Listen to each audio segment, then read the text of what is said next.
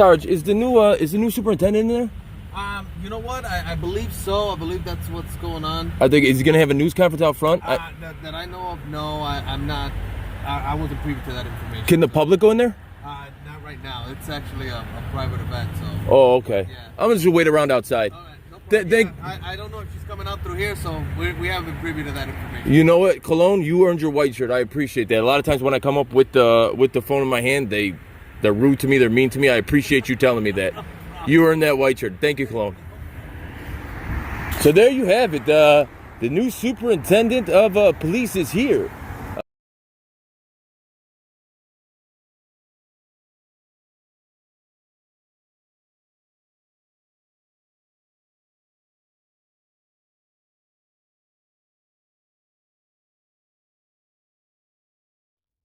First, that superintendent shocker, Eddie Johnson, asleep at the wheel. Now he tells the mayor what he didn't tell reporters last night, that he'd been drinking. Let's get right to CBS 2 political investigator Dana Kosloff live in the newsroom. Dana. Erica and Brad, talk about a rough week for Mayor Lightfoot. First, a teacher strike. Now a revelation from her top cop.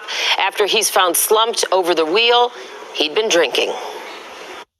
So I want to directly address the medical episode that I experienced. That's what Police Superintendent Eddie Johnson told reporters last night. While off duty, I was out with a group of friends for dinner and didn't have any feelings or symptoms of impairment or side effects from my medication when I left the restaurant. About being found here, not far from his Bridgeport home, passed out behind the wheel of his CPD SUV.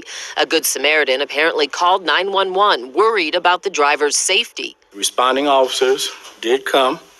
They checked on me and confirmed that I was able to continue on my way. Then this afternoon, a surprising development. Listen to what the mayor told the Chicago Sun-Times. He revealed to me that he'd had a couple of drinks with dinner. I'm going to let the investigation play itself out.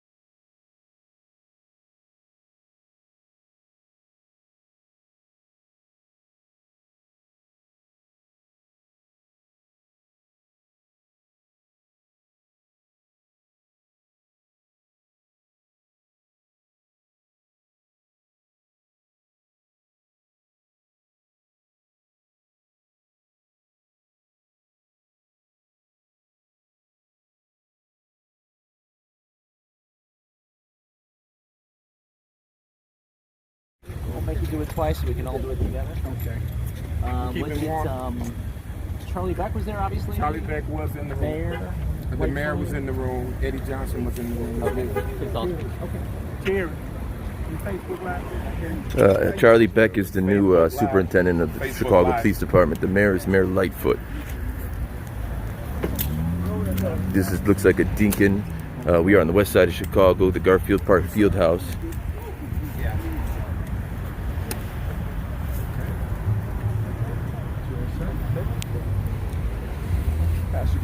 Spell your full name so it's on the table. Hi, my name is Marvin Hunter, MARVIN We know that you're Laquan McDonald's relative. great uncle of Laquan McDonald. What's the name of the church as well? Pastor of Grace Memorial Missionary Baptist Church, 1457 South Kenneth, Chicago, Illinois. You just want to describe the meeting and what your impression was.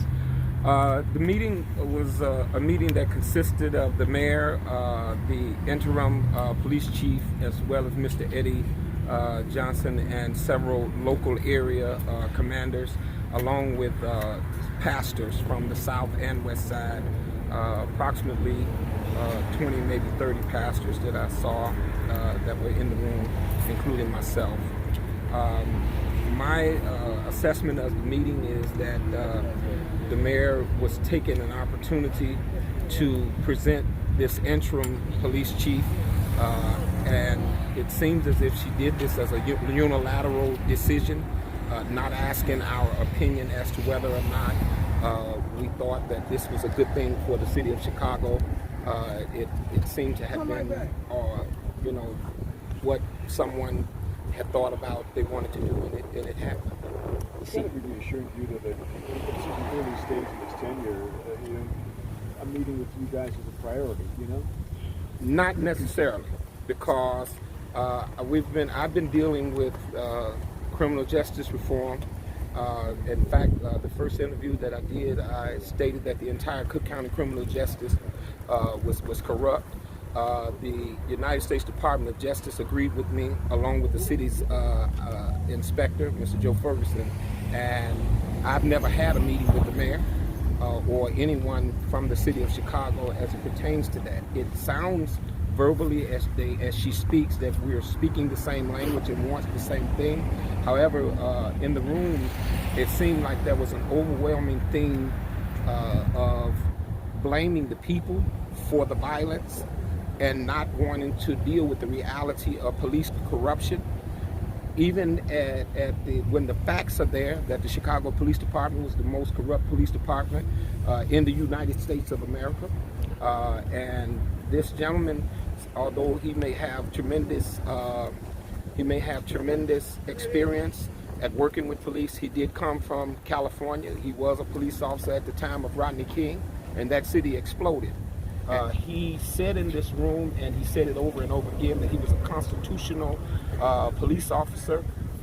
However, I believe that our 4th and 14th Amendment rights here in the city of Chicago are being violated and have been violated since I can remember in this city.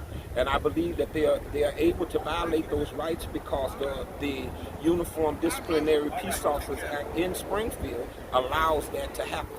And until that act in Springfield is changed, until the city of Chicago gets serious about working with groups such as myself and others that are interested in making this happen, we will never be able to put the city of Chicago in a position where they could have a fair and equitable contract with the FOP. Until you change the Uniform Disciplinary Peace Officers Act in Springfield, we will never have a fair and equitable contract. Reverend, do you think he's a stopgap? He's in his first day, he said he's not going to be the official. He's only interim. His wife is not going to let him be the. So is this just are we just plugging the leak? And is he just saying buzzwords like he's a constitutionalist to satisfy the people? Is that what you got? Is that the impression you got? I believe that he believes what he's saying. He does come off as being a man that says what he means and means what he says. I have no reason to doubt him on that level. However, I think that a lot of things that he says he's going to do, I don't think he can do based on the law. I don't think he can do based on the law. And I don't think he will be here long enough to get it done. But I do believe if they will come to the table and begin to have a real conversation with people that are actually trying to get real criminal justice reform, that there are things that can happen that will be better for the citizenry of the city of Chicago.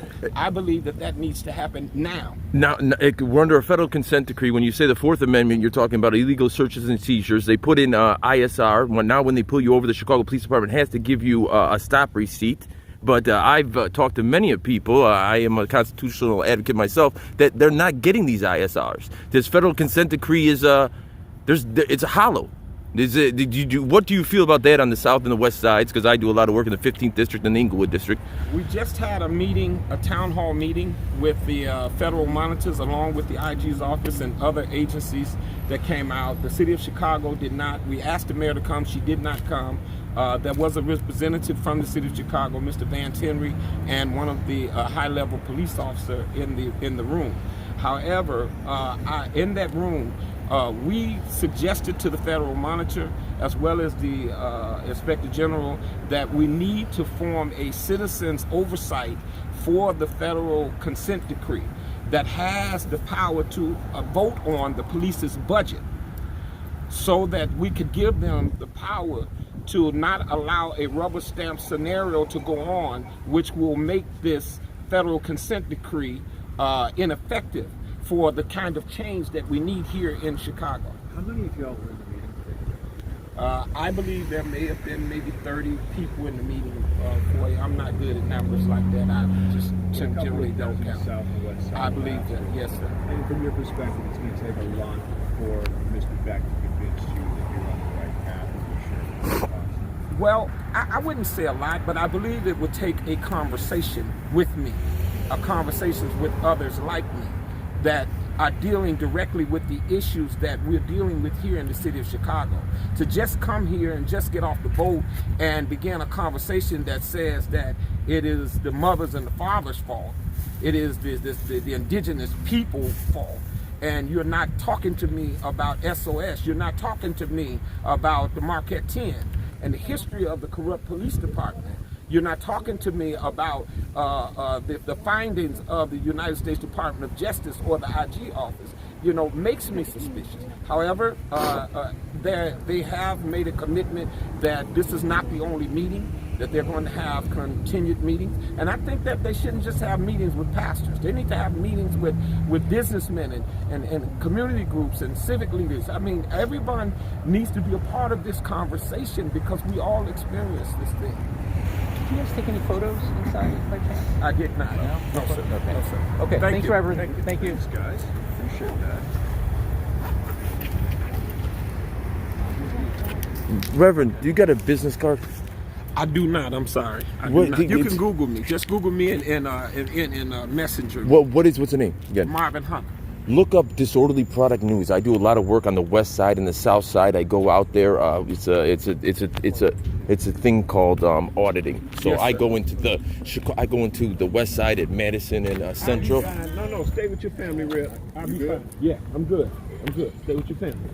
I'm sorry. I go to Madison and Central, and I see the way they treat the community, and then I start talking, and the whole community gets behind me. They ask them to move. We have a First Amendment right to gather peacefully. Don't tell those unless they're blocking the sidewalk. They live here. If you're telling them to leave and they live here, where are they supposed to go? And I seen the way they treat them. Then when I come there, they're all they ID on demand as Rule 37 CPD policies and directives. You already give your name, rank, and star number on or off duty. Tells them, but I see the way they treat these people, and it's abhorrent. It's horrible, absolutely horrible. And anybody that says that the Chicago Police Department is a group of good men, really hasn't had that much dealings with the Chicago Police Department. They are inherently corrupt. Do you believe that? I don't believe that every police officer in the city or in the country is corrupt. I believe there are good men and women that are part of it. I think it's a systemic. I believe that the system, yes, the institution, yes, in itself is where the problem therein lies. Exactly. I think people by nature are good, but if you're put in a bad system, just yesterday, the Inglewood Lieutenant Snelling got in my face. I backed up. He got in my face again. We were in the police station after a CHP officer, Chicago Housing Authority officer, sent me death threats. I was there. He said, "You would not dare to come to CHA. You would not dare to come to the Inglewood on third shift." I came there, and they basically spit on me and kicked me out. Go to Disorderly Product News and look at that. Disorderly Product News on YouTube. Okay. It got 10,000 views in a day. What's the name again? Marvin Hunter. If I could contact you, if you get a Gmail, and we could do it. And once you see my YouTube, you're going to be very impressed. I just happened to be driving by and I saw the news camera. Marvin Hunter, God bless you. There you go, Marvin Hunter. He is the uncle of Laquan Mcdonald. Laquan Mcdonald was the man who was shot by Jason Van Dyke. Jason Van Dyke did a mag dump into Laquan Mcdonald on the south side. I want to say it was Pulaski Road. It might not have been Pulaski, but there you go. There's the type of people that are here. So he did he just shot him like 20 times. Laquan Mcdonald had nothing but a knife in his hand. and he was on an open road that was blocked off. There was about 10 to 15, 20 officers there. He unloaded on him.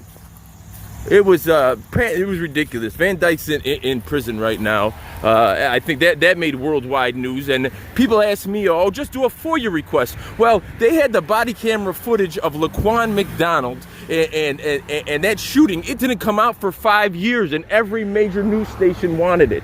Every major news station wanted it. Every major lawyer wanted it, and they couldn't get it. So a FOIA request is just that, a request. So there you have it. That was the uncle, pastor of Southside Church, uncle of Laquan Mcdonald. So let's see if Mr. Beck comes out here.